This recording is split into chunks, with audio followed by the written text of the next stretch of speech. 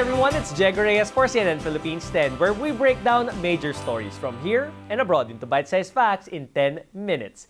MRT3 continues to serve train commuters this season. The rail line will follow an adjusted schedule on the eve of Christmas and New Year, as well as on Christmas Day and on New Year's Day. On December 25, first trip at the North Avenue station is at 6:30 a.m., while the last trip is at 9:30 p.m. Over at the Taft Avenue station, first trip is also at 6:30 a.m., while the last trip is at 10:09 p.m.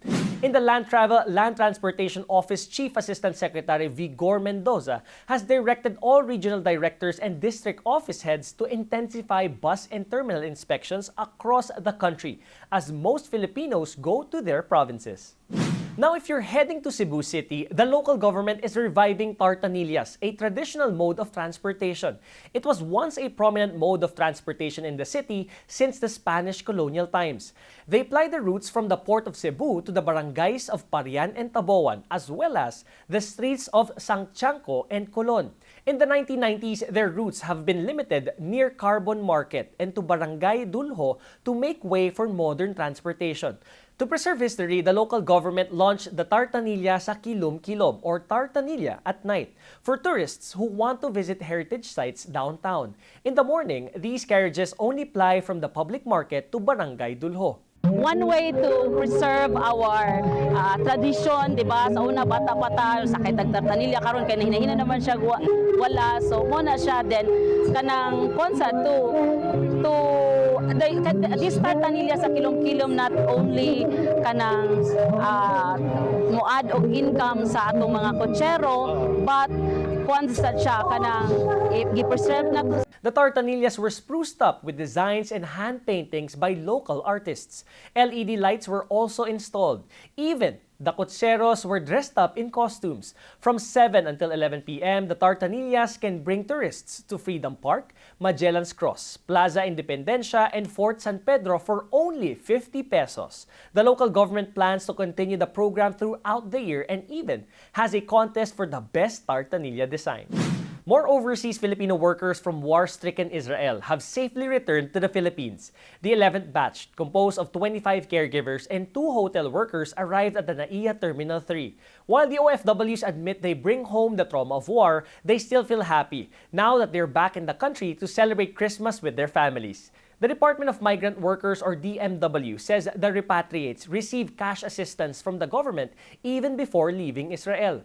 And upon arrival here in the Philippines, they will also receive 100,000 pesos from the DMW and the Overseas Workers Welfare Administration or OWA. The Health Department will also provide counseling, while livelihood trainings and packages will be given by the government through the TESDA and the Social Welfare Department. DMW Officer in Charge Undersecretary Hans Leo Kakdak also says the agency's Action Fund expenditures have so far reached 600 million pesos, the bulk of which were used as direct financial assistance for the repatriates, while the rest were allotted for legal assistance. Definitely more than enough ang pondo natin. Hindi po issue ang budget. It's really a matter of mobilizing the resources para makarating sa tamang panahon at tamang mga benepisyaryo natin. Meanwhile, OWA is set to open a new lounge dedicated exclusively for OFWs at different airports in the country. OWA aims to open the first at NAIA Terminal 1 soon. OWA Administrator Arnel Ignacio adds that the lounge will be manned by their personnel to assist traveling OFWs. The initiative aims to provide VIP-like service to OFWs. A lounge at NAIA Terminal 3 is also being constructed, which is a much bigger facility that could even accommodate shower rooms for OFWs. OWA hopes to expand the OFW lounge program in other Philippine airports in the future. And news from San Miguel Corporation. The conglomerate marks a decade in building homes for Filipino communities. Since 2013, it has invested over 3 billion pesos to provide housing projects for displaced Filipinos. SMC President and CEO Ramon Ang emphasizes that providing secure housing is the first step in empowering families for nation building. The company has established homes in several areas across the country, including Bohol, Cagayan de Oro, and Davao. What better way to start the new year right by decluttering trash and unused goods from your home and workplace? This holiday season is when we receive gifts and stuff, so it's important to understand how we should organize things. Some tips include throwing away of expired food, donating clothes and shoes that don't fit, as well as books you have read and are just in shelves. Experts say that when we see too much clutter, our brains are having difficulty to focus, and it also increases our cortisol levels, which means stress. It's also important to clean up digital spaces because it can also take away your attention and could get distracting. Decluttering helps you to feel light because our environment has an impact on our overall well-being. Improving infrastructure and connectivity is among the priorities of the Tourism Department next year. Secretary Cristina Frasco says they are working on developing roads and even internet connection in tourist spots. Air travel is also seeing improvement as the country recovers 80% of pre-pandemic seat capacity. DOT is working on opening direct flights from the US and European countries to entice more tourists. With only a few days left in the year, over 5 million tourists have already entered the country. 91% are foreign visitors, mostly from South Korea, the US, and Japan. This translates to nearly 440 billion pesos in receipts. The DOT will push for the promotion of diving, golf, cruise, and other forms of tourism in the bid to show visitors there's a lot to love in the Philippines. The youth is the future of the nation, and investing in them is key for the betterment of the next generation. Children go through various developmental stages, and knowing some parenting tips could help.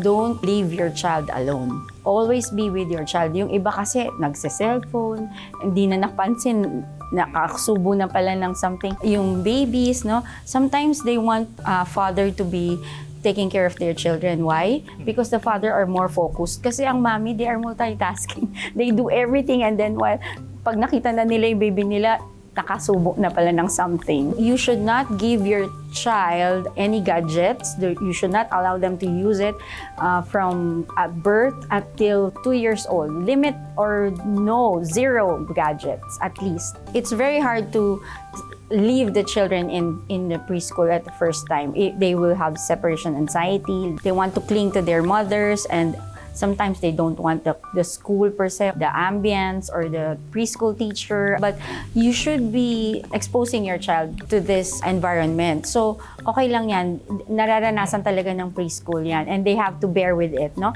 A few months na may separation anxiety, they would cry. That's normal. Some children would have that, but some would be very much exposed naman, so they don't have these problems. Instead of the towering Christmas tree, it was the stars dressed in various renditions of the Filipiniana and Barong Tagalog that caught mall-goers' attention in SM Aura. Actress Janine Gutierrez opened the Pasang Terno 2023 fashion show in a plaid Filipiniana dress by Joey Samson. Miss Universe Philippines 2023 Michelle D and actor David Licauco also graced the show. The holiday edition of TernoCon was the first time the event was staged in a shopping mall. SM Supermall's Bench and the Cultural Center of the Philippines collaborated to make Pasang Terno 2023 happen. The main takeaway here is pwede pala. Pwede palang pang-araw-araw ang damit na terno. Hindi lang to pang special na occasion. The show featured works by acclaimed Filipino fashion designers Samson and Leslie Mobo. The contrast of the two designers' works, Samson's elegant white dresses and Mobo's colorful designs, showed just how versatile the terno is. And now for our 10-second trivia. What is known to be the Christmas plant? Amaryllis, Christmas cactus, poinsettia, or rosemary?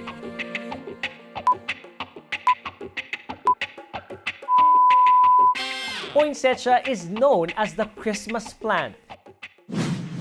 It is a native flower from Mexico and Central America and was named after Joel R. Poinsett. In 1820, he popularized the plant and introduced it in the United States. Meanwhile, poinsettia flower is often used as a Christmas decoration during holiday season, which symbolizes goodwill and community spirit. And that's it for CNN Philippines 10. I am Jego Reyes, giving you news you can use, news you can trust in 10 minutes. Thanks for joining me today, and happy holidays!